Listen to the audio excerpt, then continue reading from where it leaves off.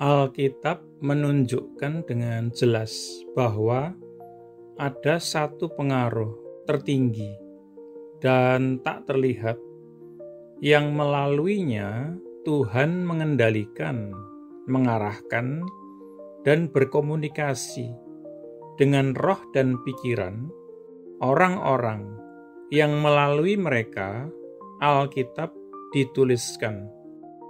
Pengaruh yang tidak terlihat ini adalah Roh Kudus, Roh Tuhan itu sendiri. Contohnya, Rasul Paulus berkata, keseluruhan kitab suci diinspirasi oleh Tuhan dan bermanfaat untuk mengajar, untuk menyatakan kesalahan, untuk mengoreksi, untuk mendidik dalam kebenaran. 2 Timotius 3 ayat 16. Kata yang di sini diterjemahkan diinspirasi oleh Tuhan, theopneustos, secara harafiah berarti dihembusi oleh Tuhan dan berhubungan langsung dengan kata roh.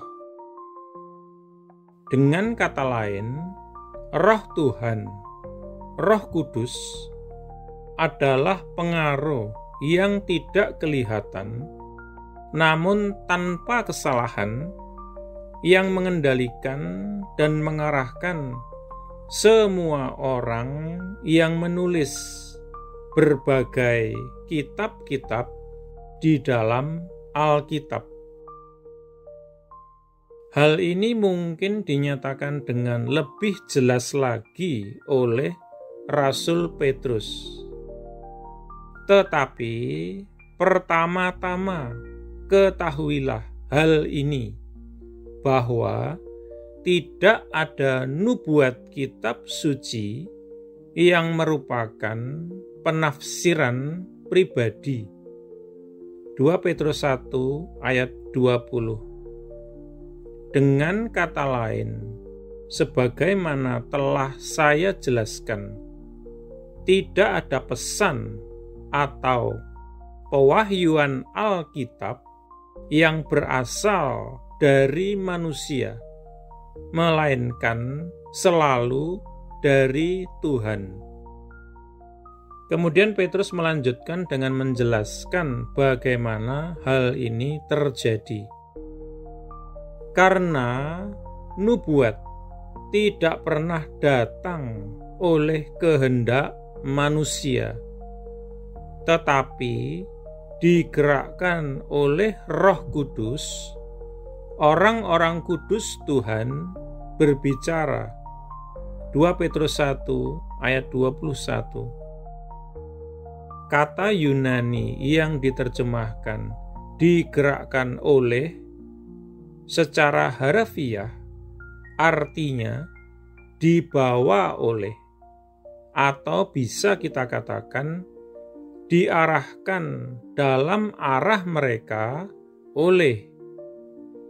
Dengan kata lain, sama seperti manusia-manusia zaman ini yang mengendalikan arah satelit-satelit mereka di ruang angkasa melalui interaksi radio dan elektronik, demikian pula Tuhan mengendalikan orang-orang yang menulis Alkitab melalui interaksi roh ilahinya dengan kemampuan-kemampuan spiritual dan mental manusia.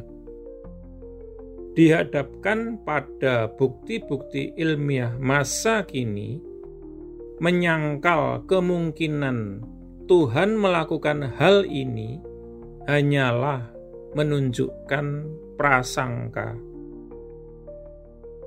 Dalam Perjanjian Lama, kebenaran yang sama tentang inspirasi ilahi disajikan kepada kita dalam gambaran lain yang diambil dari suatu aktivitas yang jauh lebih mundur ke belakang dalam sejarah manusia dibandingkan dengan peluncuran satelit-satelit ke ruang angkasa pada zaman sekarang ini.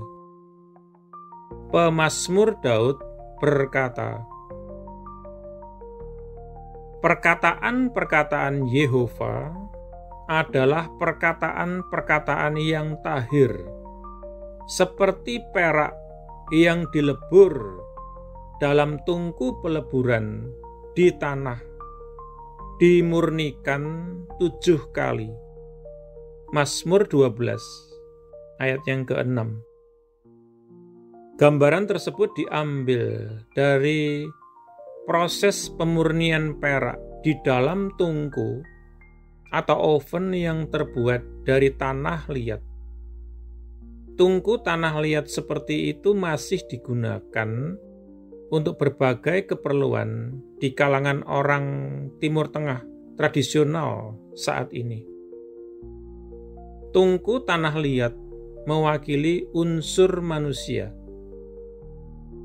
Perak mewakili pesan ilahi yang hendak disampaikan melalui saluran manusia. Api yang menjamin kemurnian absolut dari perak, yaitu keakuratan absolut dari pesan, melambangkan Roh Kudus. Ungkapan 7 kali menunjukkan, seperti halnya angka 7 di banyak bagian Alkitab, kesempurnaan absolut dari pekerjaan Roh Kudus. Dengan demikian, gambaran keseluruhan meyakinkan kita bahwa keakuratan sempurna pesan ilahi dalam kitab suci disebabkan oleh karya Roh Kudus yang sempurna mengatasi seluruh kelemahan manusia tanah liat dan membersihkan seluruh kotoran kesalahan manusia dari perak pesan Tuhan tanpa cela kepada manusia. Kita berdoa. Bapa Surgawi, aku sangat terkesan ketika aku membaca di dalam kitab suci-Mu tentang gambaran perak yang dimurnikan di dalam api atau di dalam tungku yang terbuat dari tanah liat. Sama seperti seorang perajin perak, Engkau mengawasi perak selama proses pemurnian, supaya perak, gambaran tentang siapa kami di mata-Mu, tidak terbakar, tetapi semakin dimurnikan lagi dan lagi. Aku ingin menjadi lebih seperti Engkau, ya Tuhan. Maka aku bersyukur untuk firman-Mu. Amin.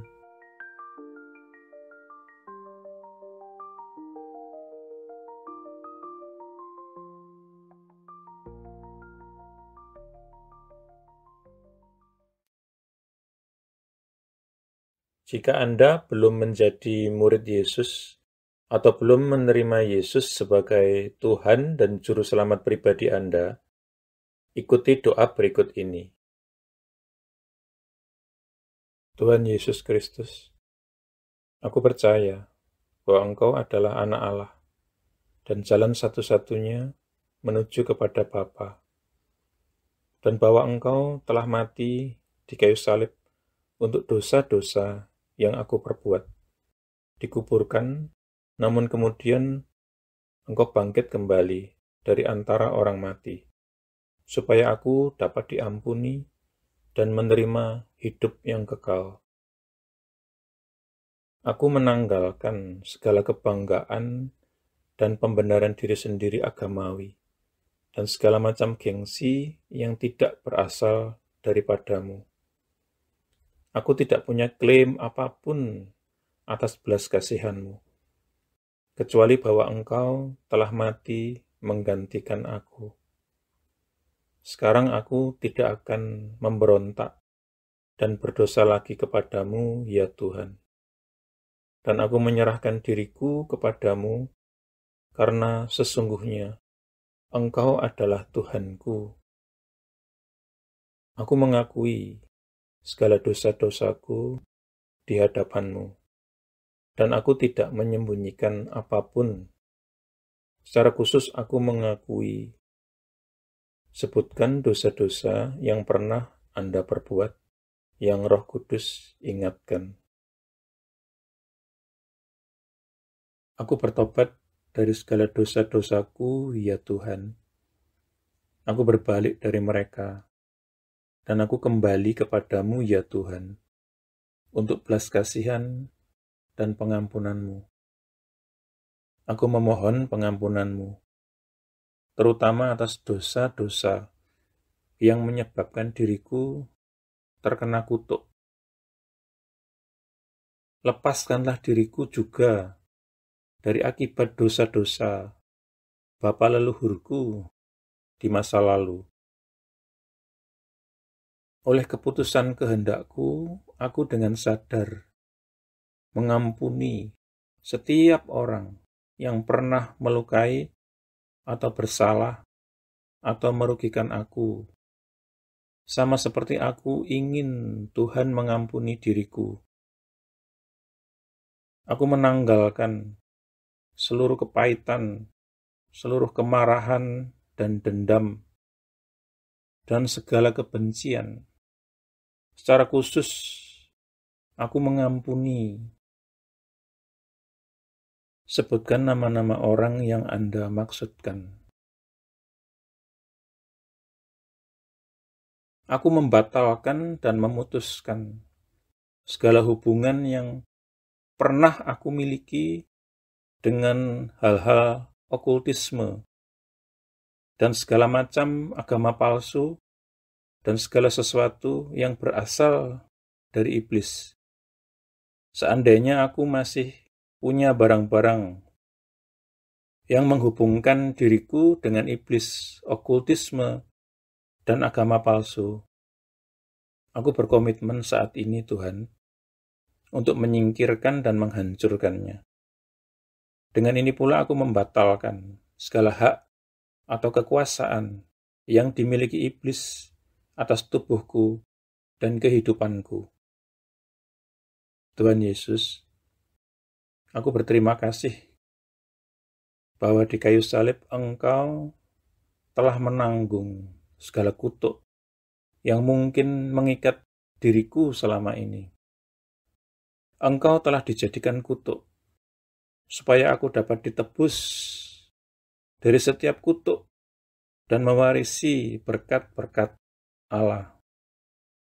Atas dasar itu, aku memohon Engkau, Tuhan, untuk melepaskan aku dan membebaskan aku dari segala kutuk yang mengikat kehidupanku di dalam nama-Mu, Tuhan Yesus Kristus.